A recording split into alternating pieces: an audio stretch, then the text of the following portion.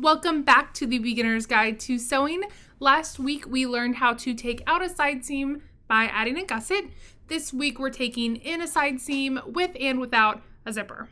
So when taking in a seam, you'll simply pinch and pin the garment at the side seams while the person or yourself is wearing it, just like this.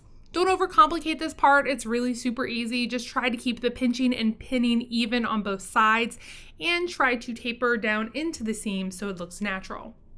Now let's measure our pinning so we know how much we're actually taking in. Then we'll transfer the measurements to the inside of the garment where all the marking is going to be done. My pinning shows I will need to take in 3/4 of an inch to each side of this one seam. Remember, this side seam is pinched and thus folded, so altogether this seam will be taken in a total of 1.5 inches. Once the other side seam is altered, the skirt will have a total take-in measurement of 3 inches. And our pinning tapers down 5.5 inches. Now, let's transfer all those numbers to the inside of the garment, starting with the easiest seam, which is the one without the zipper. Just like with letting out a side seam, we have to open up the waistband and rip open the seam down that 5.5 inches from the waistband fold. Just note the original seam allowance here is only 1/4 of an inch. So starting at the waistband fold, I'm going to measure out 3/4 of an inch from the original seam. You can either use the indentation of the original stitches as a reference or measure in from the raw edge. Just remember to add an additional 1/4 of an inch to account for that seam allowance. Otherwise, you'll have too little taken in and the garment will still be too big. Just like with the gusset, I'll have to taper the inside waistband seam at the same rate, right? So that it fits properly. So I know this is going to be 1/2 an inch at this point from the original seam, and I'll explain how I got that in just 1 minute. So I'll use a straight edge to taper smoothly into the original seam allowance. With the taper line drawn, I can see that the bottom of my waistband is taken in 1/2 an inch from the original seam allowance, which I will then transfer to the inside seam of my waistband because those are obviously at the same area. So that's how I got this measurement. Go ahead and taper from the waistband fold to the bottom of the inside waistband. See, very similar to our gusset technique, only backwards. And repeat those same steps to the other side.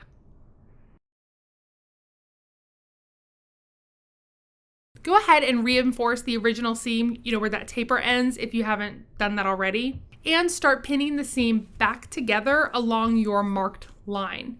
Make sure the 2 lines you drew match up on both sides. So while pinning, I'll periodically look to the other side to make sure the pins are intersecting the line evenly on both sides. Otherwise, my fabric might shift and my seam will be less accurate. Oh, and I forgot to remove some of the stitches from the waistband top stitching. So just remove those real quick. I don't want to leave those in place because once again, it will skew my end results. Simply sew right on top of that alteration line you drew. Technically, you're supposed to remove the pins, but gonna leave them in.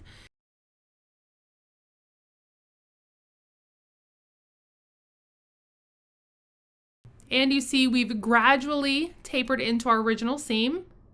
Back stitch. Once you've removed the pins, you can trim and finish the edges, but just a warning, do not trim the edges until you've done a second fitting to ensure this alteration worked. Once the garment has been tried on a second time with all the alterations done and assuming it fits right, you can start finishing the edges and trim everything down. Otherwise, just press the seam open with that extra seam allowance intact and start putting the waistband together for that second fitting. As before, your garment is likely constructed differently than mine, so I'm just going to show you what I did just as a little example. I just fold the inside waistband back down and line up the seam and pin to keep the waistband flat. I don't want any bubbles or ripples forming.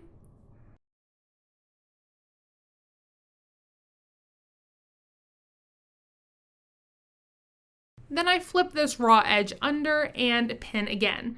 Notice I'm not really measuring anything, but you definitely should if you're working on a formal dress or doing this professionally, just until you've practiced enough to kind of eyeball it.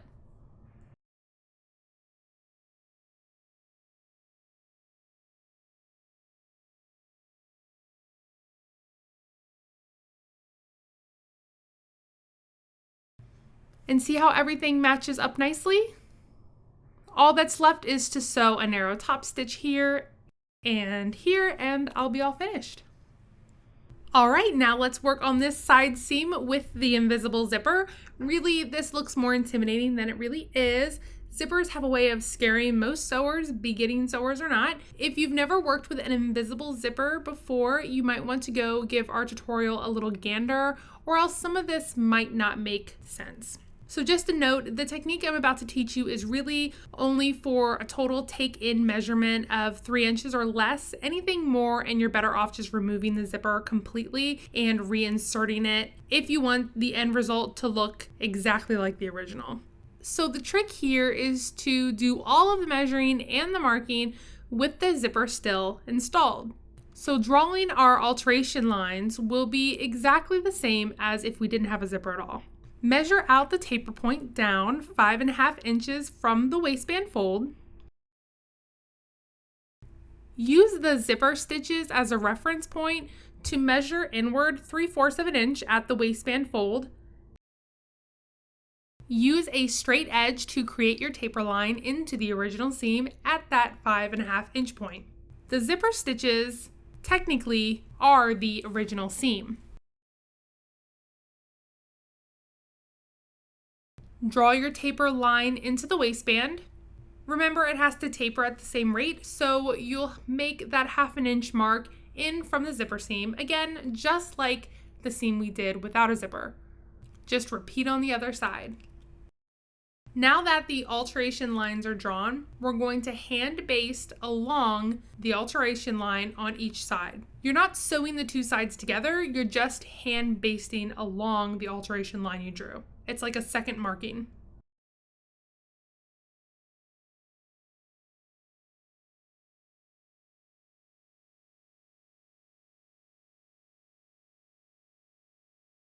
Now you can rip out the invisible zipper down to that 5.5 inch point.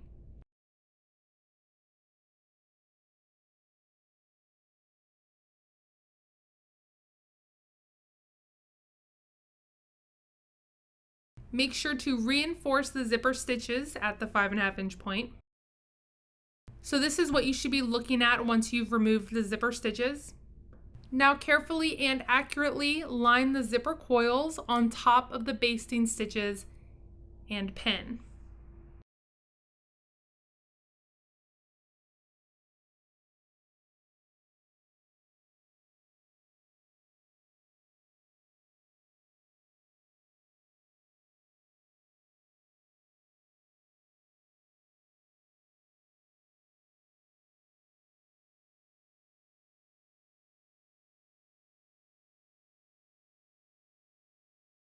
Now go grab that hand sewing needle and baste the zipper in place.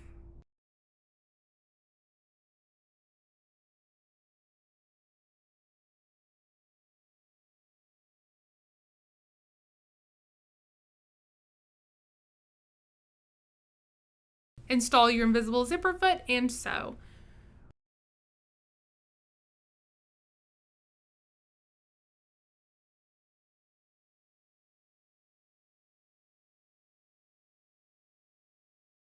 Again, as long as the second fitting went well, you can trim and finish the edges. As always, it's just a matter of putting the waistband back together the same way that it came off. That's really all it is.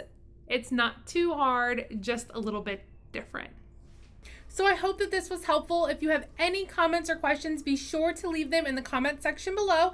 If you just want to come and hang out with our sewing community, be sure to visit us on sewingpartsonline.com, on facebook.com/sewingpartsonline, Twitter @sewingparts, Google+, Pinterest, Instagram, we're everywhere, and be sure to subscribe by hitting that button below for next week's sewing video.